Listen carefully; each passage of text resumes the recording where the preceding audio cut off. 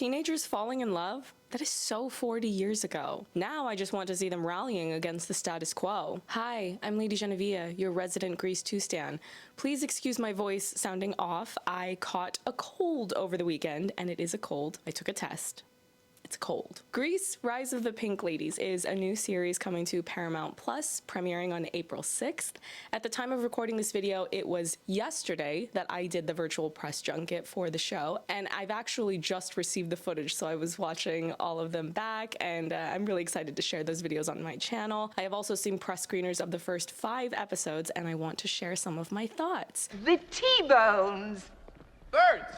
T-birds! There will be 10 episodes released on a weekly basis. The general premise is as follows. The series takes place in 1954, 4 years before the events of Grease, and follows 4 fed-up and misfit students who band together to bring out the moral panic that will change Rydell High forever and become the founding mothers of the first high school clique known as the Pink Ladies. I really like the show from what I've seen thus far, and I really want more people to watch it.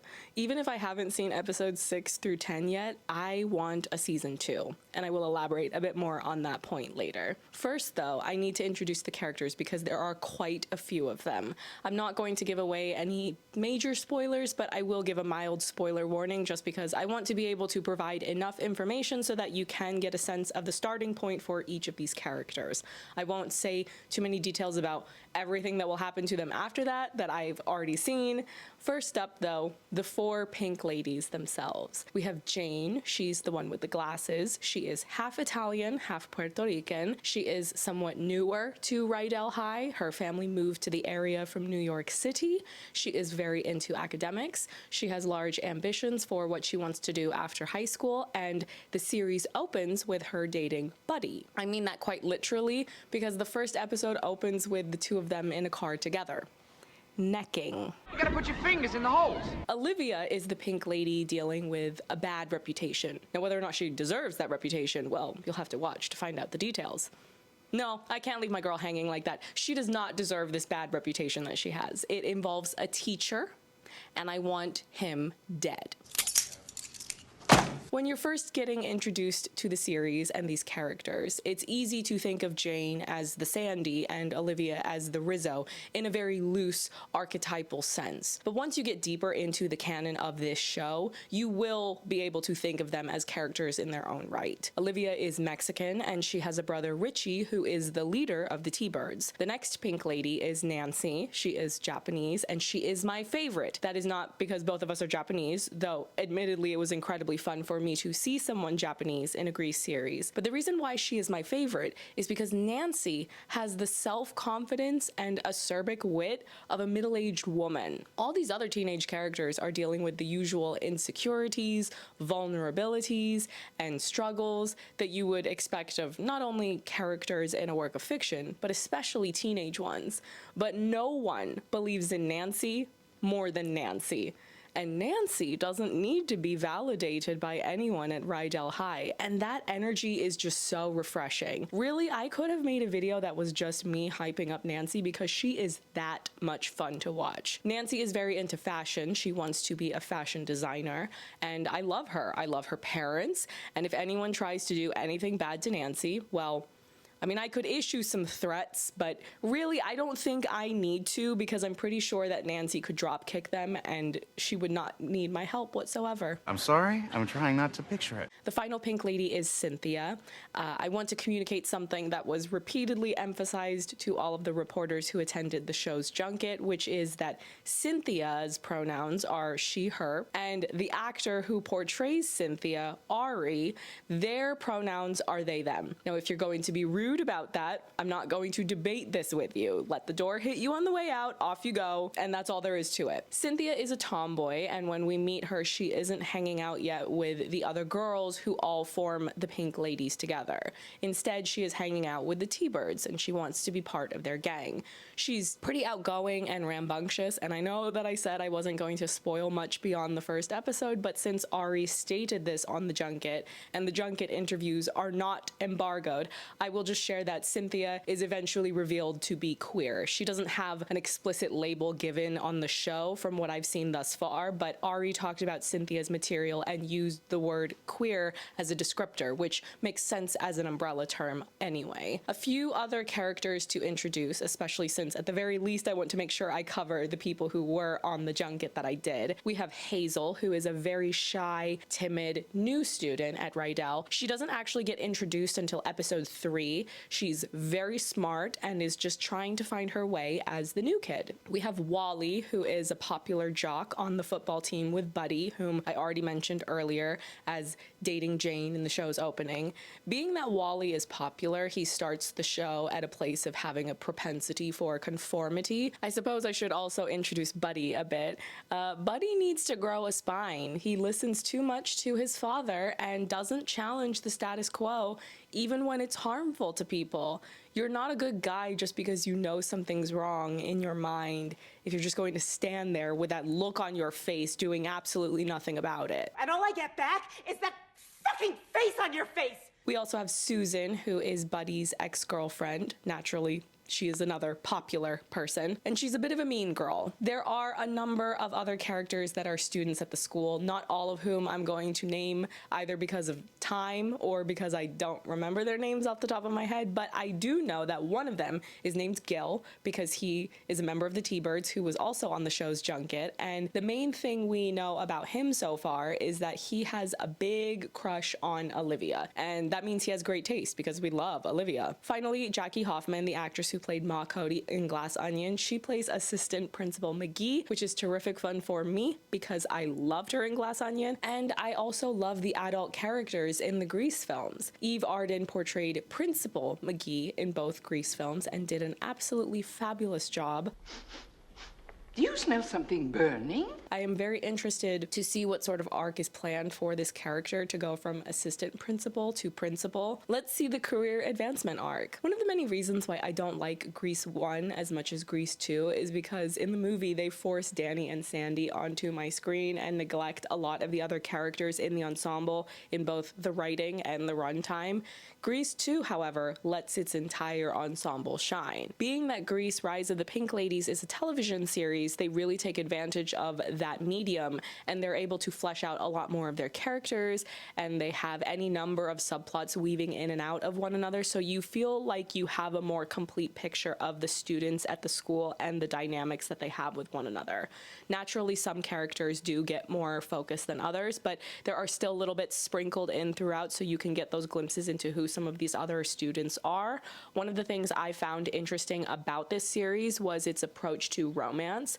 There are some romantic subplots, but they don't monopolize the narrative. There are some romances that rise or fall more quickly, and others that have only had some early bits of flirtatious interactions that may or may not progress into something further in the second half of the season, or perhaps even at a slower pace than that. Maybe they're only setting something up that will develop into a full-blown romance if and only if the show can get renewed for a second season. I like this idea of staggering the timeline of different characters pairing up because there are so many of them on this show that it would definitely exhaust me if they were all getting together at the exact same time.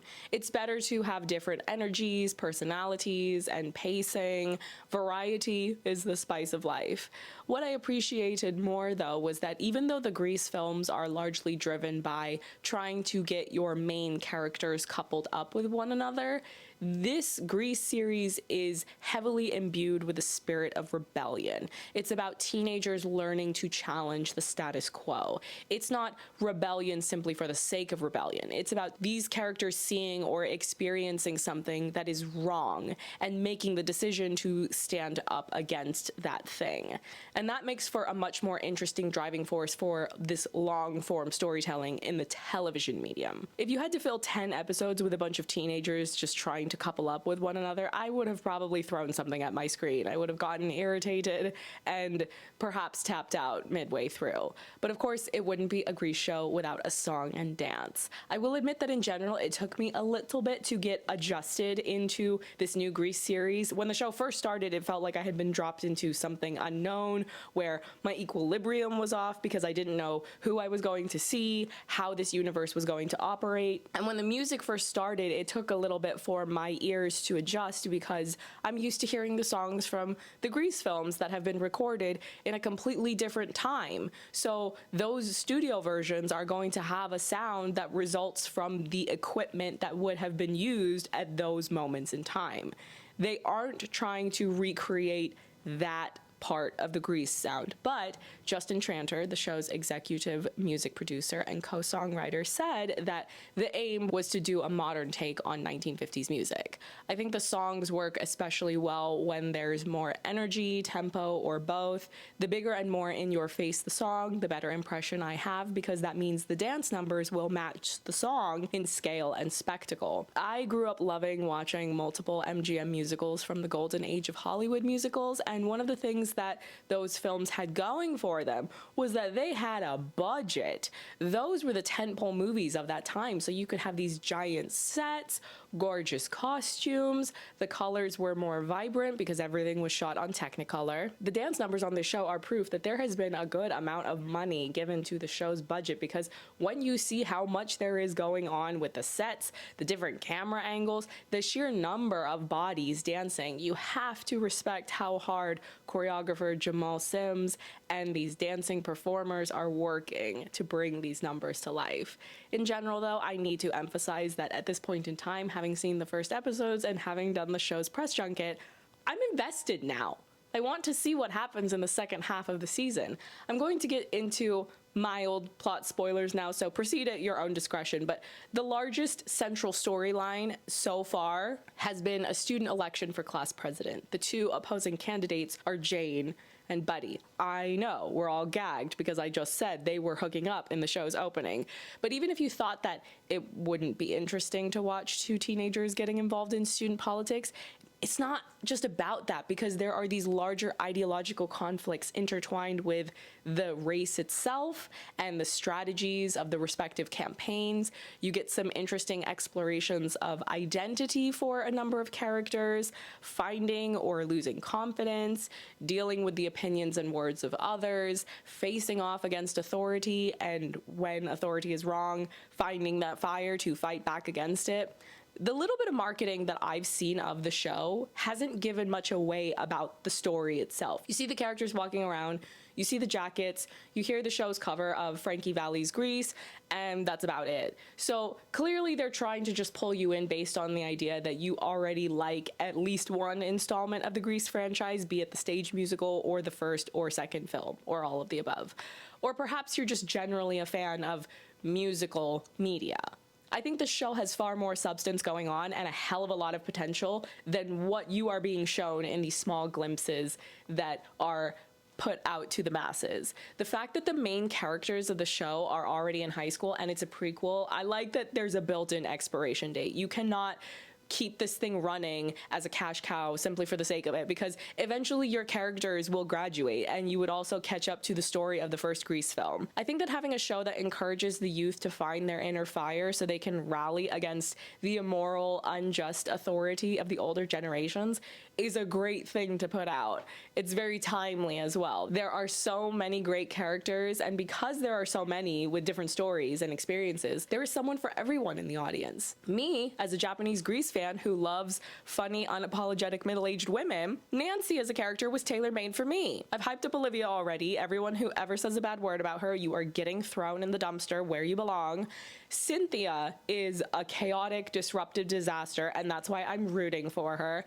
And Hazel and Wally are my babies. If anyone lays a finger on either one of them, we will have all the problems. And Assistant Principal McGee, I mean, come on. Of course I always want to see her, because because Jackie Hoffman will deliver a performance. The other point I want to emphasize is that when I did the show's junket, I believe it was Justin, who said that they're already tentatively brainstorming ideas for a season 2 if they can secure a renewal, and they have some ideas about doing some Grease 2 references or homages, and you had better believe that those are the magic words I needed to hear to demand that each and every one of you tunes in to watch Grease: Rise of the Pink Ladies on Paramount Plus on April 6th and all the weeks that follow. All right. In conclusion, watch this show. Maybe we will circle back around and talk more about it once I've seen the second half of the season. I don't know just yet.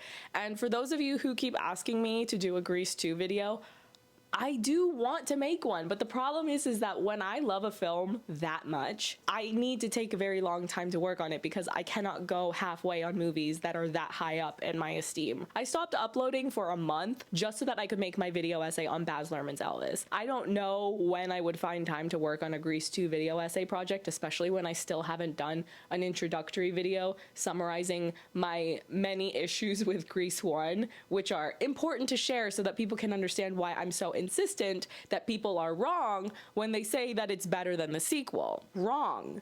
Stew in your wrongness. Like, comment, subscribe, and I'll see you in the next one. Bye.